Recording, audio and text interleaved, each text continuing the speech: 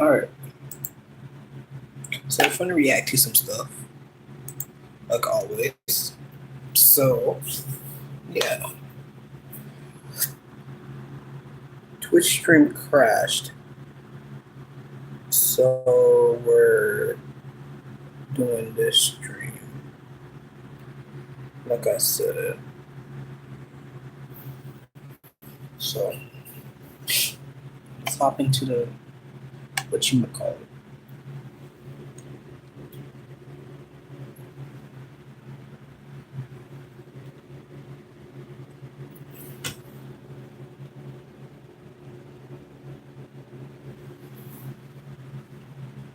Alright. First video we're gonna react to is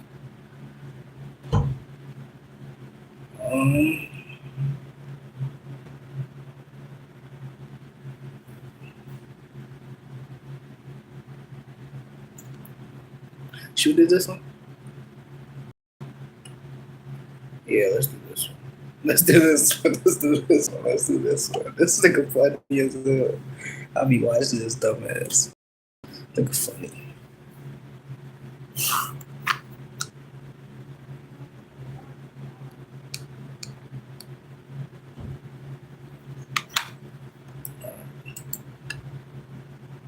You know, I think we can all agree. A lot of horror movies just aren't that scary. No, it's lying beneath all this mediocre, not scary stuff. Dead ass. Horror movies that are so good, so captivating, so scary. Then you might just start. So that's what we'll be doing today. It's been around 42 years since I did the last one, but today I'll be going over some horror movies that I actually find scary. Yes, me, Derek, horror movies that I find scary. Actually, that. And in the end, I'll go over one of the scariest movies. Not Weapons. Weapons, I think it's ass. I haven't watched it yet. I haven't watched Weapons yet, but I think it's ass. First I heard about this movie, one of my friends suggested we go watch it one night for fun. You know, spur of the moment type of thing. Watch it and get it for that real scary experience. He ended up ditching me go with a girl instead, so I watched it on the street. But it was still pretty scary. I'm gonna just assume you ain't never seen it, so if you ain't know, in the Black Phone, we followed this kid named Vinny Blake. American kid in the suburbs in 1970s. Yeah. And while he may live in the suburbs and look like the average American around this time, let me tell you, this kid Finney, this kid is not living the American dream. First off, he gets bullied at school, which you know already sucks. It ain't bullied, that sucks. But this is 70 bullying too. Not 2000 getting called the hard R on the game. Nah, this is put your head in the freaking toilet bowl and beat you up for the dumbest reason type of bullying. I don't like your glasses. 4 eyes. 4 eyes. I was beating up people for being visually impaired. And then speaking of being Vinny's father, not the best. Like, I know his baby moms are bad, but this man be raising a belt off any little thing. Like, his temper could have been a whole thing on its own. Like, Vinny would be munching on his cereal, minding his business. You think you could slurp that any louder? Yeah, bro, you got some super hair or something? It's the 70s. I'm enjoying crunch logs and beats. Mind you, this is all only like 12 minutes into the movie. And I already felt bad for the kid. Dad beats you more than the 70s. This dude's life is terrible. But to top it all off, just when you thought it couldn't get any worse for the kid. Okay.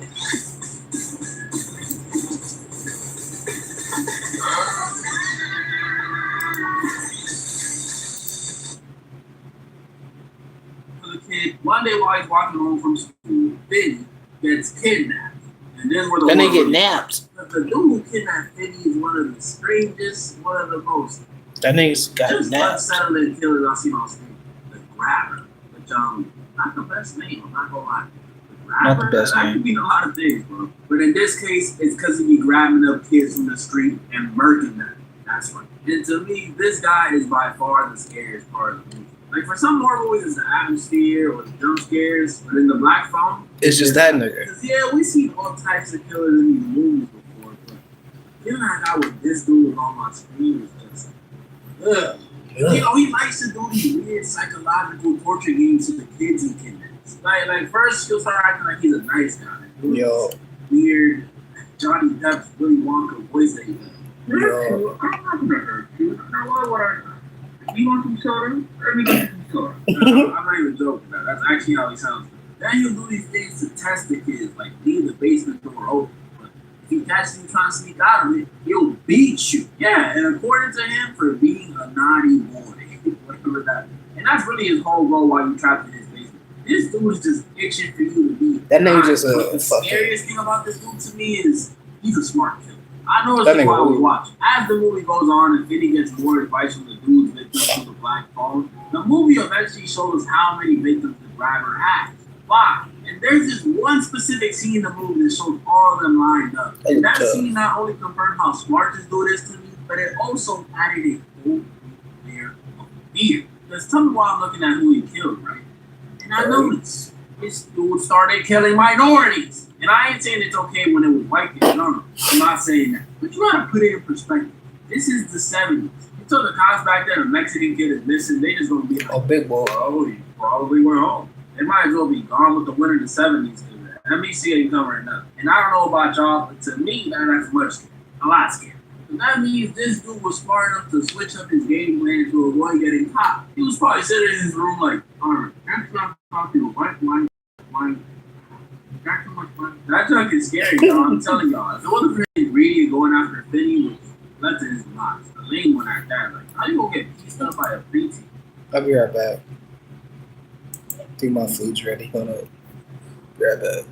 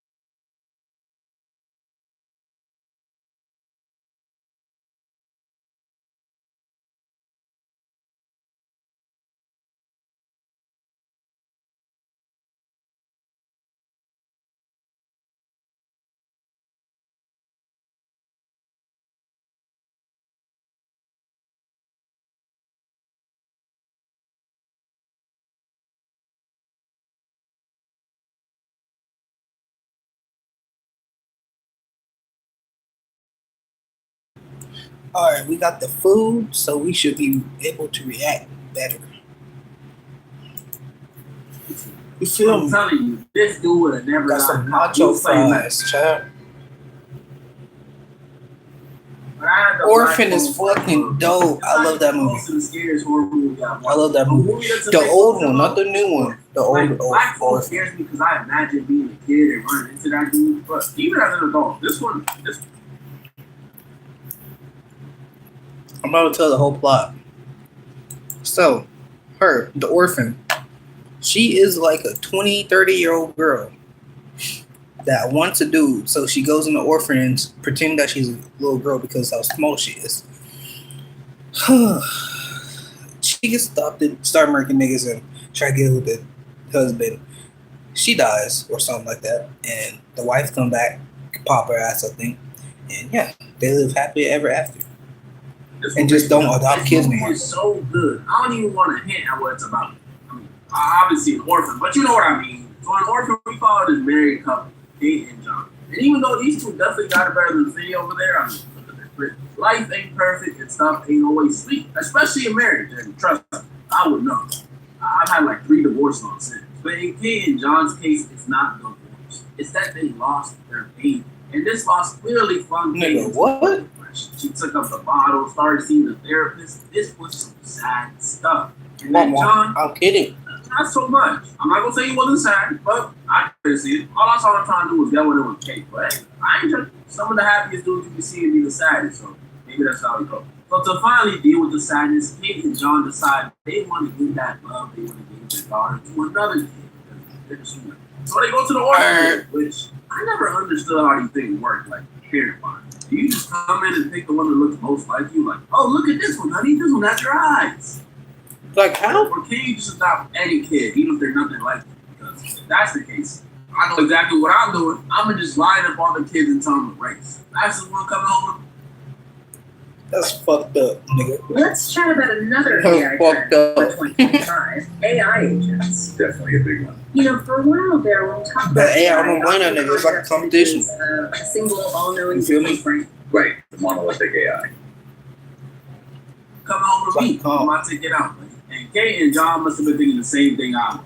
Out of all the kids they could have picked from the orphanage, they chose the most gifted one. A little girl by the name Esther. And you see the title. You don't gotta play dumb. There is something wrong with this little girl. And before you say, no, it's not the fact that she dressing weird. Come on, no. Jesus Russian. It's worse than that. Hey, Russian Which is bitches crazy, can get because at first too. when you're watching it, Esther looks like the Not best just if daughter they in the look world. like her age. Like she's 12. She learned Fuck it. ASL to talk with her, or not talk, with her deaf sister. She's great. I mean, it's no Project LeBron, but this is still amazing stuff. Almost too amazing. Because the longer these two live with this little girl, the more cracks they start to see in this little perfect daughter image. Like, first thing we see is that she has a bit of a temper problem. This girl from school tried touching like the little ribbons around her neck, and she just flipped out. Like, all right, maybe that's a Russian thing too. And then there's the scene where she watching on Kate and John coping with their loss. I don't think that picture of that fucking dog. I don't think he shows the scene, but since she knows how to paint and draw and shit, she uses this invisible ink, draws on the walls and ceilings and shit of naked niggas and the dude and shit, of the mother and shit too. Like I was like, what the fuck type of shit? Lost, if you get what I'm saying. And instead of being traumatized like a normal kid, she just stares. And that's not even the weirdest part about that. Because after Kate saw that Esther saw them, you know, she feels the need to give Esther the birds and the bees. So she pulls it on her. Esther, two people love each other very They fuck. You know, they want to show it. Yeah, I know that she was not expecting that. And then the thing she did that really took it over the top for me with this girl was that after Kate and John's son actually shot a video on his play with a paintball gun, and I'm saying accidentally very loosely here because the dude literally gave the sights in the shot. I didn't want him talking about something. I didn't mean to. So Esther pulls up on him and tells him he needs to take some accountability, which is facts. That's facts. Like putting the bird out its misery. Nigga, what? Oh my goodness, that's cold. You are 9 years old. What are you talking about? And the kid Daniel. Hey, I don't know how. I'll do the same thing. I'll do the same What are you thing. talking about? But guess what? Esther does it.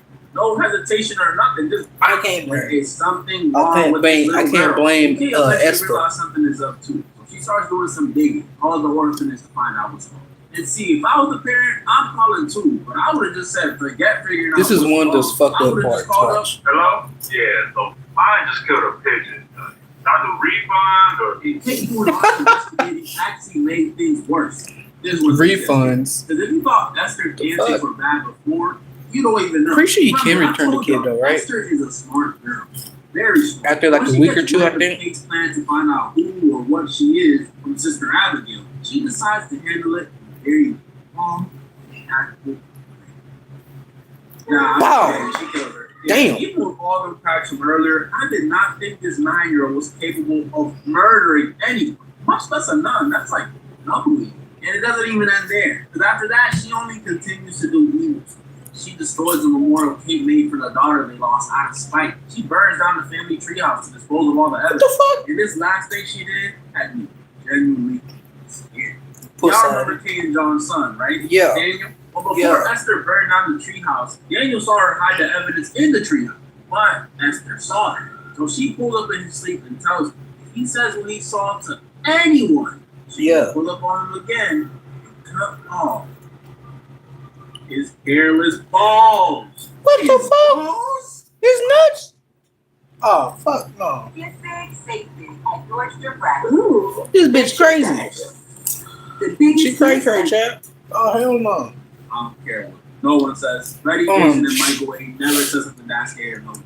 I was around this kid's age when I first seen this movie, so that threat felt like it was at me. At me sitting there clutching my nuts in fear. There is something wrong with this girl. And the worst part is no one can prove anything because she's 9. The cops won't believe that. Tell them she murdered someone and burned down a treehouse. They just gonna be like, why? Which is a good question. Why is she doing this? Is she possessed? Is she a demon? Is she a skinwalker? Why is this little girl so evil? Well, at the end of the movie, that's when it all makes sense. So after this girl Kate gets sedated for pretty much pimp slapping Esther, at this point, let's not act that she don't deserve it. We know she does. John goes home with Esther and Max and leaves her alone at the hospital. And while she's there, she gets a call from the previous orphanage Esther belonged to. Or should I say, what she thought was the orphanage. And she finds out Esther's last spot wasn't an orphanage, it was a psych ward. Yeah, this little girl is crazy, which makes sense. You gotta have at least a few screws loose to cut off someone's ball. That's not even the full explanation. Because this Russian dude tells Kate, on top of being crazy, Esther has been keeping something else under wraps. Last chance of the ego, last chance. This little girl, Esther, is not a little girl at all. She's a grown woman. Crazy. Apparently, she looks like this because of some genetic war thing. But my mind was blown when I first saw this. Like, this is some weird anime stuff. A middle-aged woman pretty much trapped in the body of a child? That would suck. You wouldn't even be able to do regular stuff. Like, imagine you're fresh out with a Six Flags and you can't get on anything with the kid. That ass, for real. 35 in the body of a 7-year-old. That would be horrible, but that's how it is for us. But that still doesn't answer. Why would she go on her way to look even more childlike? Why is she trying to live with people? Well, the reason she did all this stuff, get adopted, torment Kate, was for one reason. A twist again. The reason she did all this was because she wants John. I know she's really an adult, but this don't feel right. This whole thing from beginning to end was just Esther trying to get herself a man. And there's just so many things wrong with this. Like, you really thought this was the way to do it? Dressing up as a child? That pigtail and dressed up might work in Japan or billionaires, but not with a man who's trying to adopt you, bro. Come on, that's gross. And that's who it's the scariest for, at least in the end. Because remember, they went home without Kate. So when they get home, John has to deal with Esther, who he thinks is just a Russian kid he adopted, trying to raise him. This drug is gross. You over here talking about some, you said you nothing. Seeing someone get rejected is cringy enough, but seeing a father reject his daughter? That's something Stepdaughter, but yeah. Arkansas had to deal with. I don't want to see this. That's the part is that dude John I feel like that she's been fooling them down. I feel like there's an anime like this. I don't know, but I feel like it's an anime like this. Dead ass. I feel like it's an anime about this. The whole time. Kind of like this. Maybe he did because he saw her without her makeup when she stabbed him to death. I doubt it. Kate rushes home after figuring out the news. I mean, obviously she's late. But either way, Kate gotta be the realest chick I've seen in a horror movie. Because when she was approaching the crib to park up and run inside, she said, and straight up crashed her car into the crib. That's some cool stuff. Could you imagine nothing was happening inside, though? That would have been a little embarrassing. And this one pretty much concludes with Kate getting back for John and killing Esther. Like kicking her after she tried to pull up. Don't let me die, mommy. And I know I just talked hella about this movie. But Orphan, still not close to being the scariest one. I'm sorry. A movie that is, though, is Barbarian. Yes, it's weird as fuck. Not as scary. I suggested by one of you guys in a while. And let me tell you something about this movie. This movie is not only scary, it's just weird. It's weird. Like, movies I thought were weird for. Weird as fuck. That's actually what I was saving it for. But here it is. So this movie is about a girl named Tess who's staying at an Airbnb. Like, fuck that. I ain't saying no. Except this Airbnb got some weird This who made me watch your chat. First of all, when this girl gets there, she finds out someone else was already staying there. A dude at that. Because some event going on in the city, she has to stay with him. Oh, heck. It's not scary, it's just weird. Dude, and I'm sleeping amongst the rats before I even think about sharing a crib with literal Pennywise. That's his actor, y'all. Look at him. But that was only the first thing. Later at night, the weird stuff continued. When Tess in the middle of the night hears a weird sound. And I mean weird. Not like someone aggressively sucking a baby bottle. But when she looks to see if it's the dude she's staying with, she sees he's asleep. What the heck is going on? And it only gets stranger. The next day, Tess goes outside and notices the neighborhood she stayed in is run down. Like, bad. After her job interview, people tell her she shouldn't even be on that side of town. That it's dangerous. And straight as a all, when Tess gets back to the crib and actually gets herself stuck in the basement, she finds a hidden room. Love Roblox? Earn Roblox digital gift cards with Microsoft Rewards. Sign up for Microsoft Rewards and earn points for your everyday activities when you search on Bing, play on...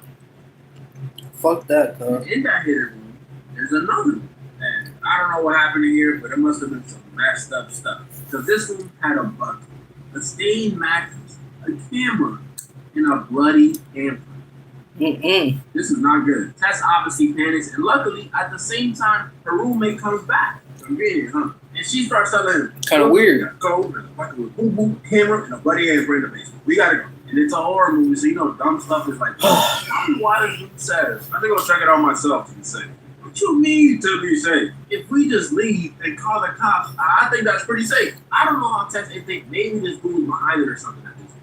That's what I was thinking. There's a stranger in your crib, he shows up when you find the stuff, and then he wants to go check it out himself? Come on, bro. But I realized quickly, I might have been wrong. Because after this dude goes downstairs and doesn't respond, Tess goes down there, which again is like, why? If you go into the basement, again, he knew this man for about 17 hours. And you want to play Captain Save-A-Clown? That could have been my best friend, and I still would have been. Like, for real. I warned you, buddy. But when Tess goes down there to see what's going on with the dude, she discovered I told you, nigga. Bye. There's a hidden passageway. Yeah, at this point, I was like, Tess, if you go in there, you either top 5 dumbest people in horror movies or I'm the most hardest dude on the planet. Because why would you go in there? She goes down there, of course, and this is when the true horror of this movie starts. Because when Tess gets down the steps, she finds a few, I'll say, surprising things. First of all, she finds out this downstairs area isn't just a basement within a basement. It's a whole tunnel system. Then you don't think? Very same tunnel system, she finds some cages, some very big cages. And then, most surprising of all, she finds her room. Which is surprising because I thought you were in danger, buddy. What happened? At this point, watching this, y'all should be thinking the same thing I was thinking when I first watched it. Oh yeah, Tess, you stupid. It's clearly him behind. And he's trying to act all scared. This is all clearly him. Boom, nigga, give me that ass. Oh my. Out of nowhere from the tunnels came this giant naked lady that just straight up burnt Keith. And I mean, like, really naked. Like, I can't show y'all, but just know they was taking 10. And this naked monster lady is by far the most disturbing part of this movie. Well, her and how she was made. Like, we don't see it immediately, but after she captures Tess, the actual owner of the house comes through and discovers the same tunnel. And that's when we see how scary this lady is. Because first of all, her speech, non-existent. Case. And you may not find this scary. I don't want to be held hostage by someone who speaks like, speaking oogas and oogas. It doesn't matter excited. I can't tell. Then we find out they call her the mother. Which made me think, Why is that a big deal? well, the reason they call her the mother is because she wants to be a mother so bad that she feeds the people she captures through baby bottles. Yeah, she's giving them milk. And I thought with her speech, she's running to the grocery store. That's where the dairy section is at. So you can only assume. That's right. That's her milk. That's disgusting. But I'm drinking all. Look, it's either that or she starts getting aggressive. And if I'm in this, if she want a baby, she'll get a baby. The second she put that bottle through the cage, I'm gonna be in there. Plus, it beats what happens if you don't drink it. If you don't drink it out the bottle, You dead. it takes you out the cage and makes you drink it straight from the source. Which I don't even gotta explain why a giant naked cave lady giving you some mother's milk is both terrifying and disgusting. And I already know there's gonna be some of y'all in the comments saying, "Hear me out." No, bro. I'm not hearing you. Hear you out. Like I said, how she was made was even scary. She may look like the monster of this movie. I mean, she is, but there's a bigger monster behind all this. This guy. And it's okay to be confused. Stuff looks like a middle-aged, right? But this guy is actually a serial killer. Yup. And when I say this dude is sick, I mean he's sick. Because not only would he murder exclusively women on some Doma stuff, but he would have babies with them. And after he would have babies with these women, he would have babies with those babies. I know, take it all in. Take it all in. The fuck? He did this over and over and over again until he made the mother, which explains the appearance, the strength, and the cave speed. Yo. Yeah, this movie is sick. And now, for the scariest movie of the video, it's no other than Weapons.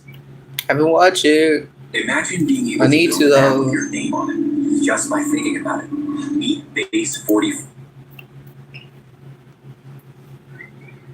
Oh yeah, we might go. I might go see FNAF 2. Warner Bros.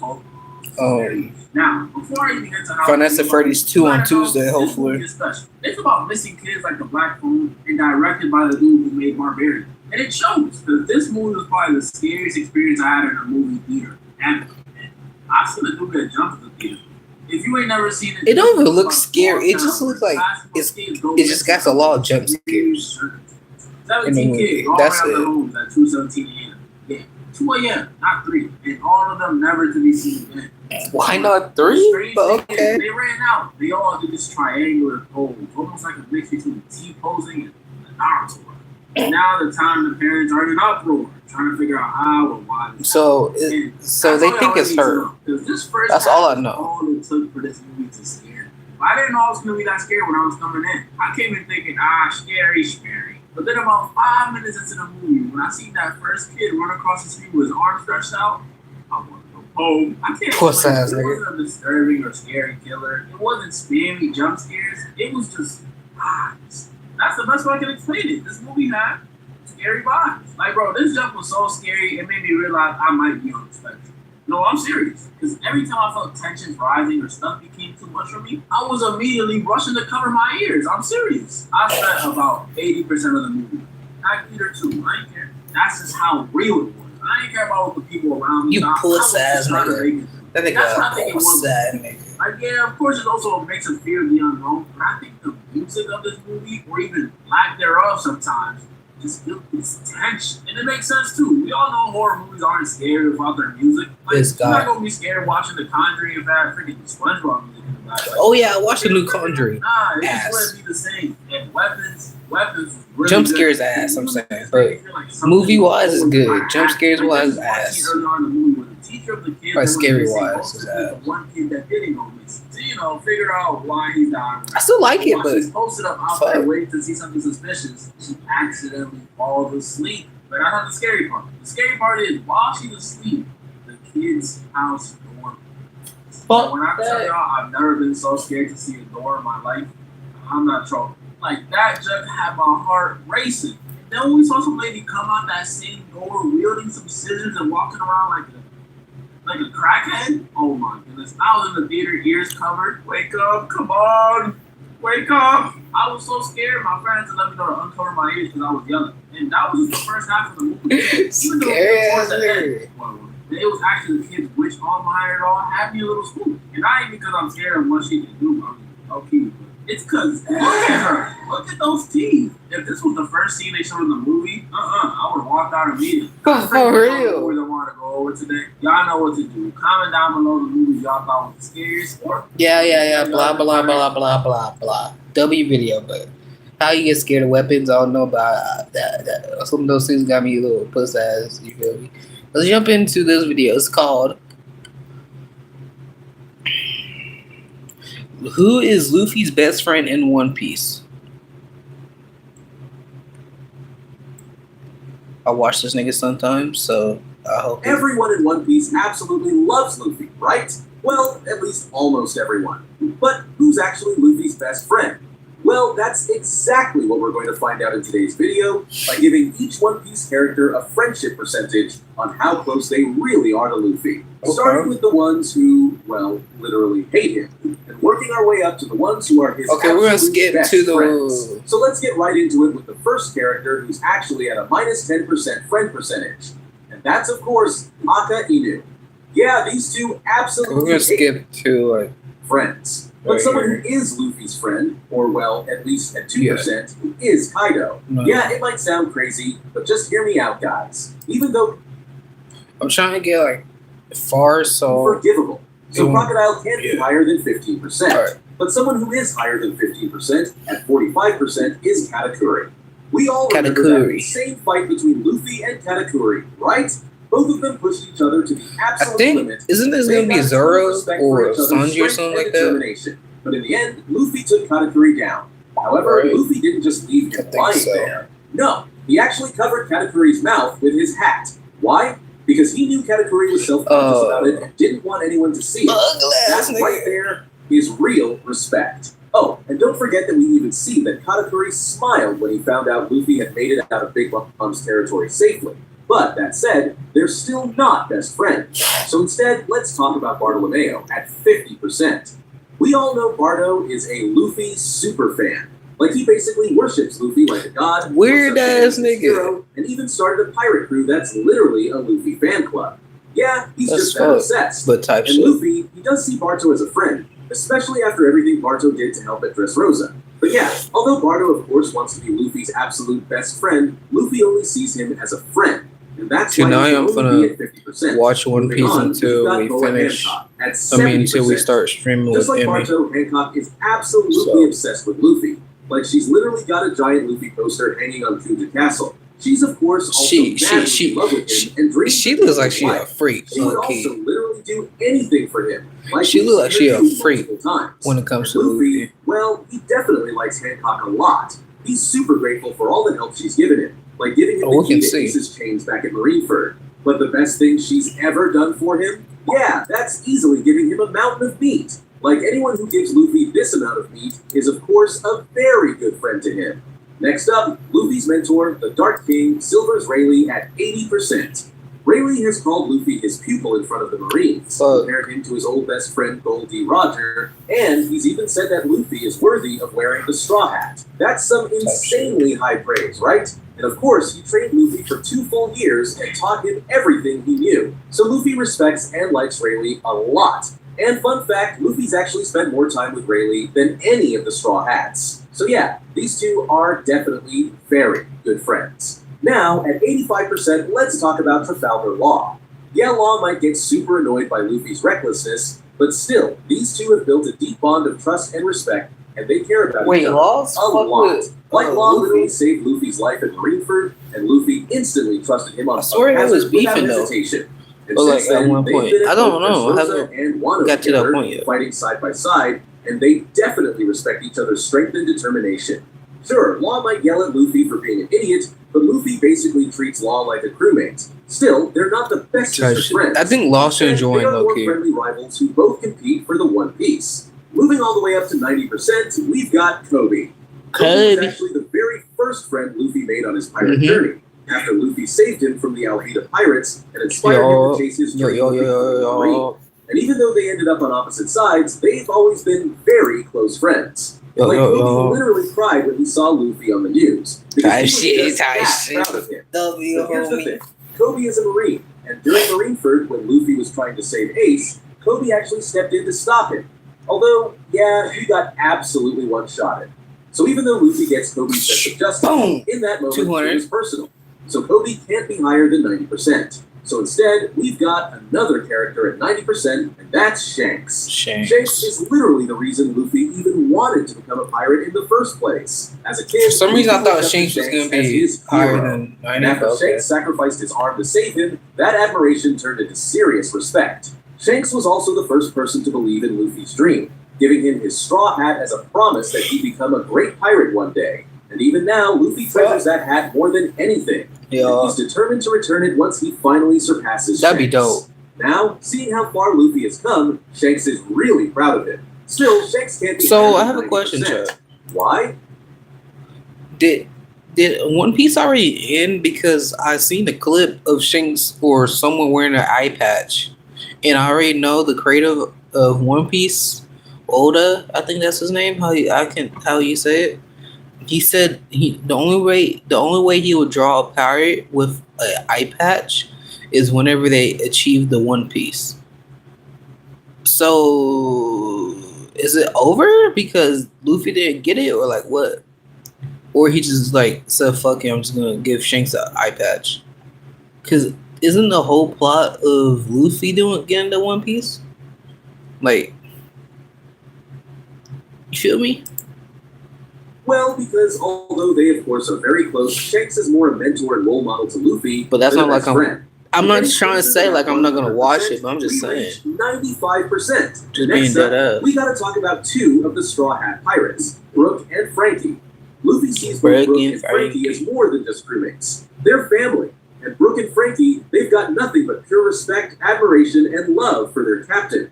And Frankie's always ready to go into battle for Luffy. Yo. And Brook, he'd risk his life for him. I fuck with So Brook. although they I'm not gonna around a cap. I lot, fuck with him. Frankie and Brook will always have He's Luffy's dope. back, Even though no I haven't matter got to what. the part, The same goes I've for seen Luffy. clips, of course. But Staying he at dope. 95%, we've got Utah. Luffy and Utah met Utah. as kids in Fuchsia Village. And the second they met, they literally became I best fuck with friends. her or They him, I don't competed, know. explored, had the time of their lives, and formed a special bond. But when the Red Hair Pirates left the village and Shanks came back without Utah, he told Luffy she wasn't coming back. And Luffy was She so died? upset, he was angry at Shanks for a while. Now I know what you're thinking, but Utah isn't even canon. Well, guess what? Oda himself confirmed that her childhood with Luffy is canon. So while the events of the movie film Red aren't part of the main story, their friendship is. Anyway, now finally we've hit 100%. And that means we're talking about Luffy's absolute best friends. Yeah. And first up, it's gotta be Bon Clay.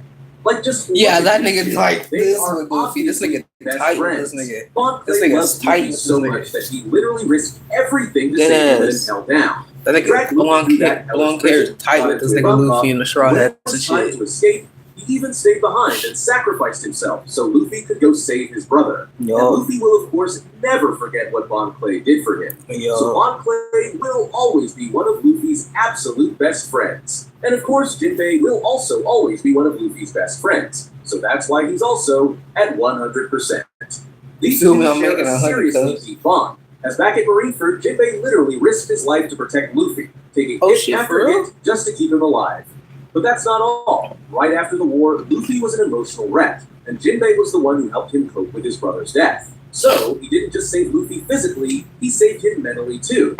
And let's not forget, when Luffy needed blood to survive at Fishman Island, Chat, how many Jinbei gave him filler his own seasons blood are there? without Or hesitation. episodes? So Luffy will never forget everything Because Jinbei I has done for already him, skipped and like he's one super filler happy that season. I Jinbei just don't finally know how joined many the more crew. is there. Because if there's anyone Luffy can always count Because on, I am not Jinbei watching is those fillers. definitely one of them. Continuing with the Straw Hats, let's talk about Nico Robin, who's also at 100%. Baddie. Although they started off as enemies, Luffy still saved her life. What in the happened process. to her And that bangs moment gave though? Robin a Her, whole new purpose in life, like, hold up. and she decided to join Like, what the crew. happened to her bangs in the new One Piece? I seen pictures of her without her bangs. What happened to them? Although they weren't that happy about it, except of course for Sanji. Anyway, Luffy Right? sees Robin as family, so that's Or am why I he declared tripping? war against Because I the swear I entire seen the world clip government with just her to bring without her back into his bangs. lobby.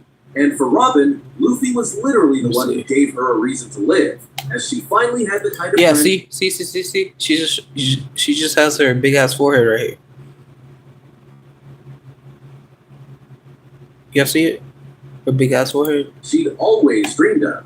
So now both Robin and Luffy would die for each other, and Robin absolutely she got no fucking bangs, but damn, she got some big ass tits. I'm Luffy kidding. as her number one best friend, which of course Chopper also does. That nigga so Chopper. He's definitely at 100%. That nigga too. Chopper. Even though Luffy literally calls him emergency food, and sometimes even tries to eat him, these two are still best friends for life. But Chopper cares so much about Luffy that he literally jumped into the ocean to try and save him. Even though he, of course, ended up having to be dragged out I himself. fucking hate it. And Luffy, I fucking he's jumped into laugh the ocean so to save Chopper a little too. bit. Like, do I even So hard a need to little say bit, more than that? Luffy. They risk their lives for each other, and they're absolutely best friends. Alright, let's move on to Luffy's left-hand man, Sanji, at 100%. Sure, Sanji gets mad at Luffy a lot, especially when Luffy steals the crew's food. Still, these two have crazy respect The crew's for each food? other's You mean strength the girls' and food, determination. nigga? And Luffy, he Most of the definitely girls respects when Sanji's they get mad. insanely good food. Simp Like ass anyone who bitch. can cook up a 5-star meal for Luffy is automatically his best friend. Hell yeah. Anyway, these two would literally do anything for each other. Like Hell Luffy yeah. went through absolute hell to bring Sanji back at Whole Damn Cake right. Island. He even refused to eat until Sanji cooked for him again. Hey, Oh, I don't and blame that forget, he nigga. literally That said, nigga, "I that can't nigga become movie Pirate looking King good as without you." hell.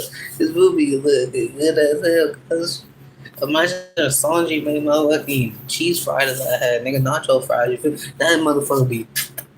You feel me? 10-finger looking good. You feel me? And Sanji, he was ready to take all of Luffy's pain from Kuma at Thriller Bar. Look at So the cow. Sanji's obviously at 100%. But talking about taking Luffy's pain When from that Kuma nigga at get Thriller so Bark, ripped? and The being fuck? Luffy's left-hand man, we of course got to talk about his right Zoro, hand my man, nigga, Zoro, at yeah. 100%. Yeah, if Zoro. Zoro were a person, it'd be Zoro. Like, this guy will do anything for his captain, even die for him. That's why he was willing to take all of Luffy's pain from Kuma, which of course That gave us nigga the Zoro. iconic nothing happened Huh? moment. And Luffy, of course, knows how loyal Zoro nigga is, Zoro. but he also knows how insanely strong he is. Like, remember Luffy's fight against Kaido? Well, after Luffy used Gear 4, he had to take a nap to regain his strength. So, he straight up just told Zoro he needed to we hold got off that Kaido for badass- 5 minutes, while he took a nap. Yeah, Luffy was so confident in Zoro's strength, he literally fell asleep in the middle of a fight against an emperor. Hey, But gotta aside do from all what the you gotta badass do. moments, they're absolutely best friends outside all the fighting I need stuff, I too. need to get that Staying at photo 100%, on let's talk about this Usopp. phone. Yeah, we all remember their big fight at Water 7 when they I'm clashed probably over gonna the get off of the Carrot. fucking Usopp iPhone and even left the go in group. Discord, But send hey, it to the families meme fight, bot, right? and get And it out these there. two, yeah, they're basically brothers. It's easier They like goof that. around all the time, even when they're in danger. Although, yeah, it usually ends with them getting smacked for it. But of course, when things get serious, Luffy and Usopp always have each Or other's backs, something. no matter what. Now, the last Isn't straw Nami hat finna we be gotta one or talk about something? is I Nami. think so. And she's, of course, also at 100%. Yeah, she might yell at him, punch him, straight Yeah. up just put him in a jail cell when she's angry with him. Okay, I hear it sounds bad, but she genuinely cares about him so much. Like these two have been through everything together. And Nami will never forget how Luffy placed his hat on her head before fighting Arlong to finally free her from his tyranny. That's why when Ulti told Nami to say that Luffy would never become the Pirate King, Nami didn't hesitate for a second to say that Luffy will become the king of the pirates, even though she knew she would kill her. And Luffy, he's risked his life for her time and time again. Like, remember when he climbed that mountain of doom at Drum Island to get her to a doctor? Yeah, that's love right there. So yeah, these two have complete trust in each other. Yo. Nami never doubts his strength, and Luffy never doubts her navigation skills. So Never. Nami's easily at 100%. But wait, did I say Nami was the last straw hat? After this video, we're in the stream. Oh, I lied. Because Vivi is basically a straw hat too. And just like the rest of the crew, she's also at a 100% friendship score. I'd say Vivi's like Vivi 1,000 will though. always be grateful to Feel Luffy me? for saving Or, like- Alfonso. And she got He should went to like 1,000. Cause I'm pretty sure there's more people, but I think he couldn't fit it in or something. so close to I'm him pretty sure there's that more she people. legit considered giving up being a princess Deadass. just to keep sailing with them. And even though Luffy literally punched her in the face, She still trusted him and cares about him so much. kinda And Luffy, he cared about She Vivi did so deserve much it. that he was determined What kinda to she take down did? Crocodile for her. And before leaving Alabasta, Luffy She did deserve literally it. begged her to join the crew. But even though she didn't join them, they all held up the X on their arms to show she'd always be one of them. Yeah. Now, even after years apart, If I when get that Luffy found tattoo. out Cobra was killed and Vivi went If I get missing, that as a he was tattoo, ready to Jeff. go to war with the entire world The government X. just to make sure she was okay. So that said, with that level of loyalty, trust, and unbreakable bond, Vivi and Luffy are absolutely best friends. And of course, Luffy's brothers, Ace and Sabo, are also absolutely More like the 100%. 1,000. Luffy loves More his like brothers and 1,000 looks up to because it's them. the And brother. both Ace and Sabo love him just as much. They'll never forget the fun and wild memories together as kids, and they truly became a family. So the three of them stuck together, causing chaos, dreaming of becoming pirates, and just living. Deadass. I don't want to even call this shit reacting because yes, I am still reacting to the video, but at the same time, I'm just watching it and just doing random shit. So it's like those fucking Fortnite videos or like those talking videos with the Family Guy or something on top of it on TikTok and Instagram and shit. That's what this reminds me of whenever I do these kind of streams or whenever I stream on They it. also made a promise to sail the seas one day, and even when they thought Sabo died and was super sad, Luffy and Ace kept their dreams alive. Then, when Ace died, it absolutely crushed both Luffy and Sabo. And we can all see how much Sabo meant to Luffy when they reunited in Dressrosa. So yeah, Luffy, Ace, and Sabo will always be true brothers. Oh, you probably thought we were done. No. Nope.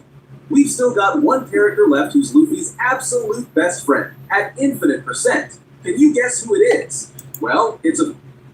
Gonna say...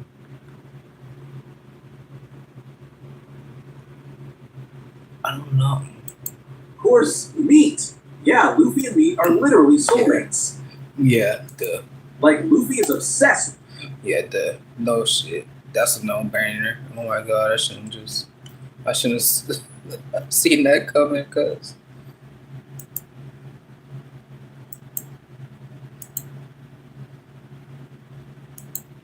I'm gonna cap. I shouldn't just seen that coming.